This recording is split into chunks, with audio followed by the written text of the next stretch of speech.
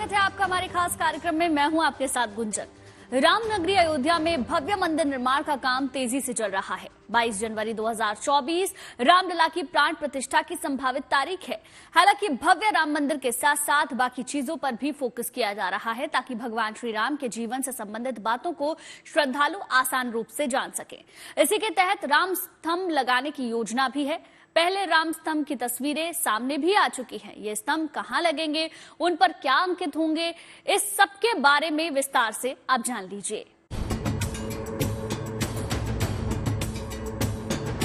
मंगल भवन अमंगल हारी प्रभु सुदशरथ अचर बिहारी। रघुकुल रीत सदा चली आई प्राण जाए पर वचन न जाई।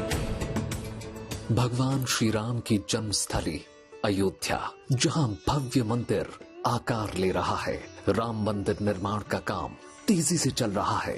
प्रथम तल का काम लगभग पूरा हो चुका है और अब फिनिशिंग हो रही है। मंदिर के दूसरे तल और परकोटे का काम भी तेजी से चल रहा है और जनवरी 2024 में यहां रामलला की प्राण प्रतिष्ठा के बाद श्रद्धालुओं को यहां दिव्य दर्शन का सौभाग्य प्राप्त होगा। अयोध्या में बन रहे राम मंदिर के साथ साथ कई प्रतीक चिन्ह भी तैयार किए जा रहे हैं। उसी कड़ी में राम नगरी आने वाले श्रद्धालुओं को यहां राम कथा के प्रसंग भी देखने को मिलेंगे, जो जगह जगह स्तंभों पर अंकित होंगे। राम नगरी में श्री राम स्तंभ लगाने का काम जल्द ही शुरू होगा, जिसके लिए पहला स्तंभ राजस्थान से है। ये वही पहला श्री राम स्तंभ है जो अयोध्या में मणि पर्वत पर लगाया जाएगा। विधिवत पूजन के बाद इसे मणि पर्वत पर स्थापित किया जाएगा। जनवरी में होने वाले रामलला की प्राण प्रतिष्ठा से पहले राम वन गमन मार्ग और भगवान श्री राम से जुड़ी 290 जगहों पर श्री राम स्तंभ लगाए जाएंगे। इसके लिए विशेष रूप से उन स्थानों का चयन किया गया है जहां रामायण के अनुसार राम अपने वनवास के दौरान गए थे। उसी कड़ी का ये पहला स्तंभ है जिसे मणि पर्वत पर लगाया जाएगा। ये श्री राम स्तंभ 15 फीट ऊंचा होगा, जिसे अलग अलग हिस्सों में अयोध्या लाया जा रहा है। श्री राम स्तंभ पिंक सैंडस्टोन से बना है, जिसकी चौड़ाई 3 से 4 फीट की होगी। इनमें राम कथा से जुड़े वो प्रसंग अंकित होंगे जो उस स्थान के बारे में होंगे जहां स्तंभ लगेगा। वाल्मीकि रामायण के श्लोक और उनके अर्थ लिखे जाएंगे। मणि पर्वत के लिए श्री राम स्तंभ के अलावा बाकी के दूसरे स्तंभ भी तेजी से तैयार किए जा रहे हैं। जहां जहां ये स्तंभ लगेंगे वहां क्षेत्रीय भाषा में भी उसके बारे में जानकारी अंकित होगी। श्री राम जन्मभूमि तीर्थ क्षेत्र ट्रस्ट की ओर से राम मंदिर निर्माण की नई तस्वीरें सोशल मीडिया पर शेयर की जाती हैं। उन्हीं में से एक तस्वीर ये है जिसमें मंदिर की सीढ़ियों और दरवाजों के काम दिख रहे हैं। सीढ़ियां मकराना के संगमरमर से सज रही हैं। 32 सीढ़ियां चढ़ने के बाद भक्तों को रामलला के दर्शन का सौभाग्य मिलेगा। यहां दरवाजा लगाने का ट्रायल शुरू हो चुका है।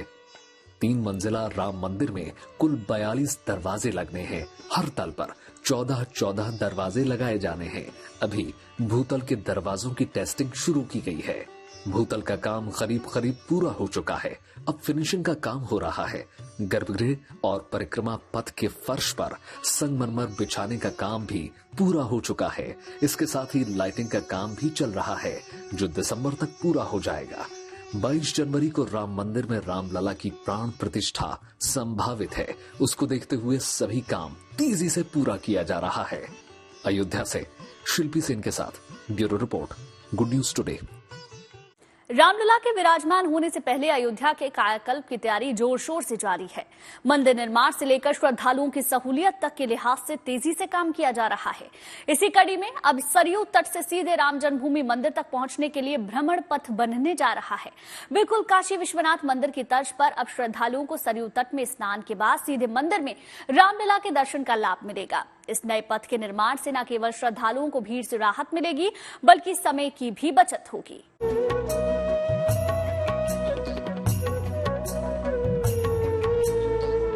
अयोध्या संवर रही है अपने रामलला के लिए, उनके भक्तों के लिए, दुनिया भर के उन श्रद्धालुओं के लिए जिन्होंने पढ़ा और जाना है कि अयोध्या राम की नगरी है। जहां एक और मंदिर निर्माण का काम जोर शोर से चल रहा है, वहीं श्रद्धालुओं की सुगमता और पर्यटन के लिहाज से अयोध्या का सौंदर्यीकरण किया जा रहा है। अयोध्या में बन रहे भव्य राम मंदिर तक पहुंचने वाले जन्मभूमि पथ, राम पथ और भक्ति पथ के बाद अब भ्रमण पथ बनाए जाने की तैयारी है, जो सरयू नदी से सीधे राम मंदिर को जोड़ेगा। यानी सरयू नदी में स्नान के बाद श्रद्धालु रामलला के दर्शन के लिए सीधे मंदिर जा सकेंगे। इस नए पथ को भ्रमण पथ नाम दिया गया है। ये पथ नया घाट से राम जन्मभूमि पथ को जोड़ेगा। मतलब नया घाट से लक्ष्मण घाट, लक्ष्मण घाट से राजघाट और राजघाट से राम जन्मभूमि पथ से जुड़ेगा। इस पथ पर शौचालय और पेयजल जैसी मूलभूत सुविधाएं होंगी। इस पथ पर श्रद्धालु पैदल भ्रमण करेंगे, गाड़ी की सुविधा नहीं होगी। इस पथ के बनने से श्रद्धालुओं को नया घाट से हनुमानगढ़ी के बीच भीड़ से राहत मिलेगी। साथ ही कम समय और सरयू तट की दिव्य अनुभूतियों से होते हुए वे बहुत आसानी से रामलला के दरबार में पहुंच सकेंगे। टूरिज्म बोर्ड के अधिकारियों के मुताबिक जनवरी से पहले ये पथ बनकर तैयार हो जाएगा। सरयू तट से रामलला मंदिर तक इस भव्य मार्ग के निर्माण को मंजूरी मिल गई है। इस योजना पर करीब 24 करोड़ रुपए खर्च होने का अनुमान है और इसके लिए 5 करोड़ रुपए आवंटित भी कर दिए गए हैं। 24 करोड़ 48 लाख की योजना जो है स्वीकृत की गई है और इसकी पहली किस्त 5 करोड़ अवमुक्त कर दी गई है। यह पथ जो है नए घाट से होते हुए लक्ष्मण घाट और लक्ष्मण घाट से राजघाट, राजघाट से राम जन्मभूमि तक पहुंचेगा और इस पथ पर जो है इसका चौड़ीकरण होगा और इस पर जो मूलभूत सुविधाएं होती है, सुलभ प्रसाधन है, पेयजल व्यवस्था है, म्यूरल वॉल है, ये चीजें इस पर रहेंगी और ये चौड़ीकरण होके जो है वो इस पर जो है भ्रमण जो है पर्यटकों द्वारा पैदल किया जाएगा। ये मोटरेबल रोड नहीं होगा। अयोध्या के भव्य मंदिर में रामलला के विराजने की तारीख तय हो गई है। अगले साल 22 जनवरी को रामलला अपने भव्य और दिव्य मंदिर में विराजमान होंगे। ऐसे में रामलला के स्थायी रूप से विराजमान होने से पहले अस्थायी मंदिर में इस बार उनकी आखिरी दीपावली होगी, जिसे भव्य बनाने की तैयारी चल रही है। इस दीपावली को भव्यतम तरीके से मनाने का काम हमारा विभाग कर रहा है।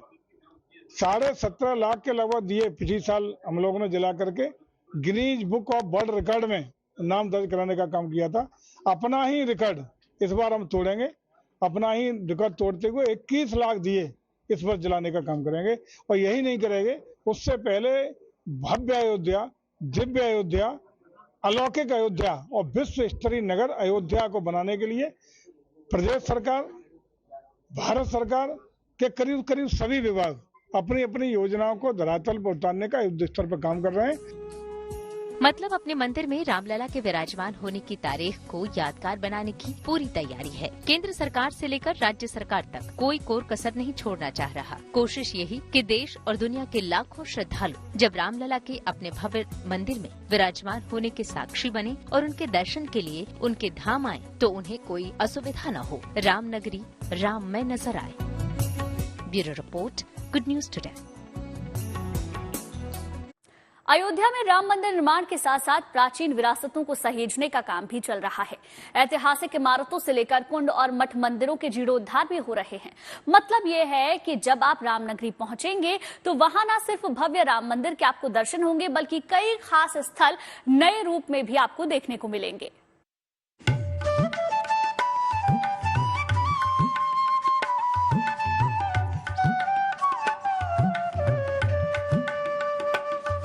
प्रभु श्री राम की नगरी अयोध्या में न सिर्फ भव्य मंदिर बन रहा है, बल्कि इस राम नगरी के कायाकल्प का काम चल रहा है। यहाँ के ऐतिहासिक इमारतों, पुराने मंदिरों से लेकर कुंडों तक के जीर्णोद्धार और सौंदर्यीकरण का काम चल रहा है। श्रद्धालु और पर्यटक जब अयोध्या आएंगे तो यहाँ उन्हें न सिर्फ रामलला के दिव्य मंदिर के दर्शन होंगे, बल्कि एक नई राम नगरी का भी वो दीदार कर पाएंगे। यहाँ प्राचीन विरासतों को बचाने का काम चल रहा है। इसके तहत एडवर्ड अभिलेख में दर्ज 148 साइट्स को चिन्हित किया गया है। इनमें प्राचीन मंदिर कुंड से लेकर इमारतें तक शामिल हैं। अफीम कोठी के जीर्णोद्धार का काम शुरू भी हो चुका है। वक्त के साथ कैसे बदल रही है अयोध्या। हम जिस अहाते में खड़े हैं इसका नाम अफीम कोठी है। इसका नाम ये सुजाउद्दौला का कभी रेसिडेंस भी रहा है, यानी कि जब नवाब हुआ करते थे सुजाउद्दौला तब उनका ये घर था। और उसके बाद जब अंग्रेज आए तो अंग्रेजों ने इसे अफीम कोठी बना दिया, यानी कि यहाँ पर बहुत सारी ऐसी चीजें रखी जाने लगी जो बिल्कुल गोदाम में तब्दील हो गया।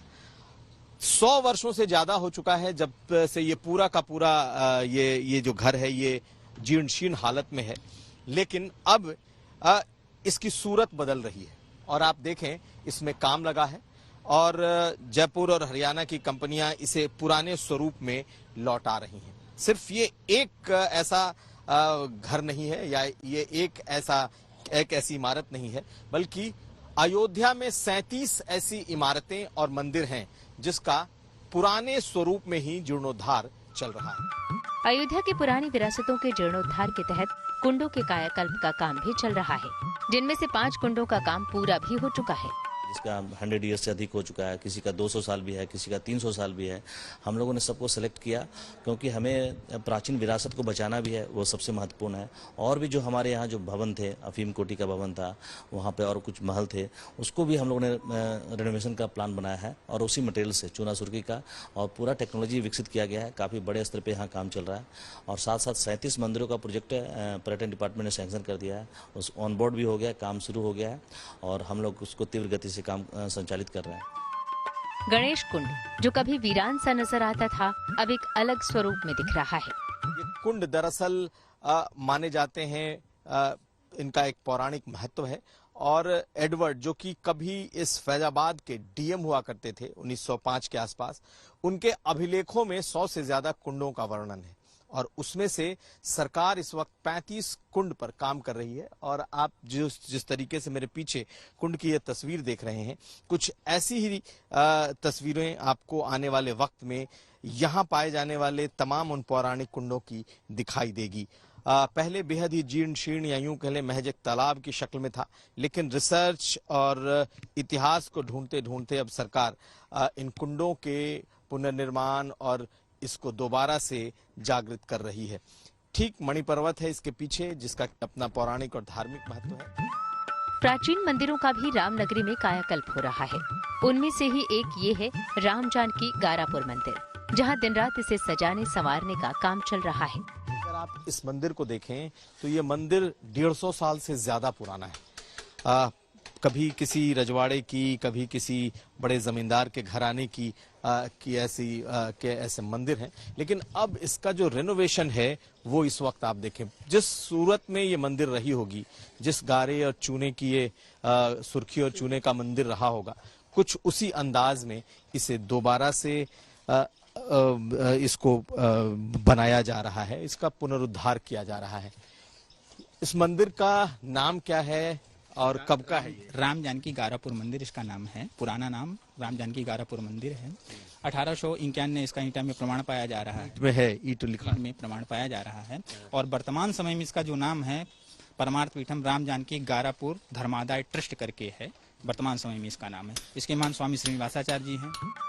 अयोध्या के अंदर और उसके आसपास के 37 और धर्म स्थलों का कायाकल्प होना है।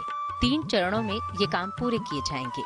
रामनगरी आने वाले श्रद्धालुओं और पर्यटकों को यहाँ की भव्यता तो देखने को मिलेगी ही, आने वाले वक्त में यहाँ होम स्टे की सुविधा भी उन्हें मिलेगी। हम लोग यहाँ पे जो अयोध्या की अपनी संस्कृति रही है और आतिथ्य सत्कार की जो परंपरा रही है भारत में, उसको हम लोग संजोते हुए उसको प्रयास कर रहे हैं हम लोग कि यहाँ पे होम स्टे की फैसिलिटी दी जाए। और हम लोगों ने सबसे संवाद स्थापित किया यहाँ अयोध्या वासियों से, वो लोग भी काफ़ी उत्साहित हैं और अब तक अद्यतन लगभग 303 मकान चिन्हित किए गए हैं, मकान मालिकों को चिन्हित किया गया है जिन्होंने स्वीकृति दी है।